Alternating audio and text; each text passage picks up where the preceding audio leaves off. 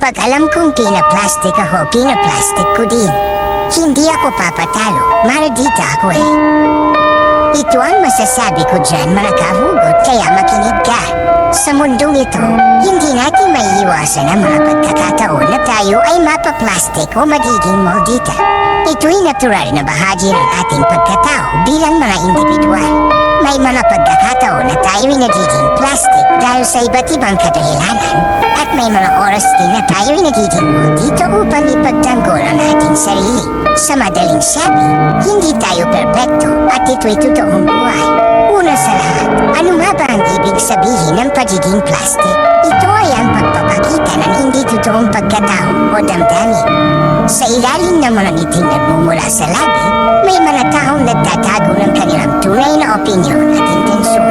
Kadalasan, ito ay ginagawa upang mapanatili ang kapayapaan o upang hindi masaktan ang ibang tao.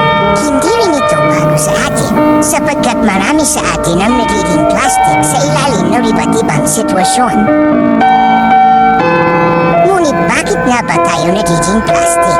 Minsan, ito ay nagiging tugon sa societal pressure o kaya naman ay isang paraan upang maiwasan ang mga hindi ka nais-nais na confrontation.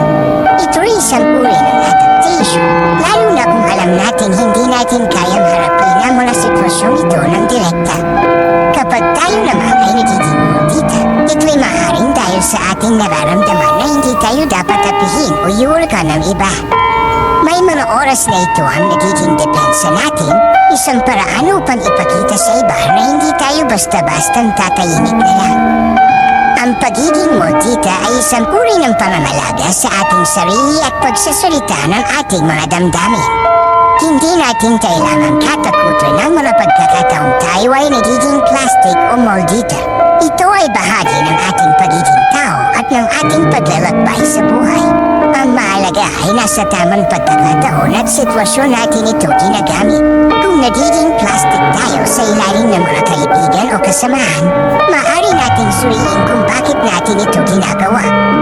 Ang pagiging totoo sa ating mga kaibigan ay nagbibigay daan sa mas matibay at mas makabuluhang relasyon.